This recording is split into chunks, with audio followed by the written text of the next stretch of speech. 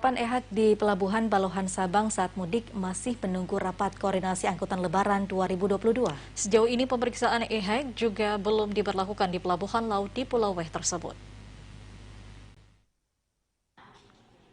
Pemberlakuan Kartu Kewaspadaan Kesehatan Elektronik atau e-hak dalam musim mudik Lebaran tahun 2022 masih belum diketahui secara teknis. Pada awalnya e-hak hanya diberlakukan untuk perjalanan dengan moda transportasi udara.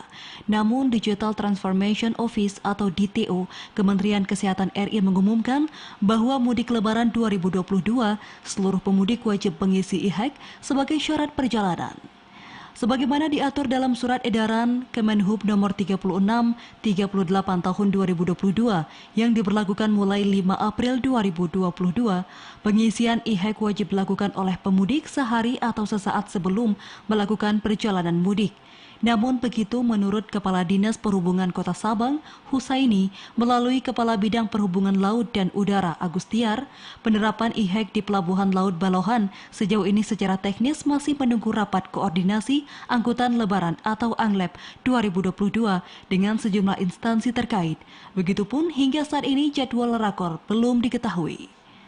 Di Pelabuhan Penyeberangan Balohan, saat ini kami belum mendapatkan gambaran dari pihak terkait, terutama dalam hal ini adalah dari pihak karantina kesehatan pelabuhan yang merupakan perpanjangan tangan dari pihak Kementerian Kesehatan Pelabuhan di daerah terkait dengan kami belum mendapatkan gambaran apakah e-hak tersebut sudah dipanggil. Namun yang dapat kami sampaikan, e-hak merupakan juga bagian daripada aplikasi Peduli Lindungi.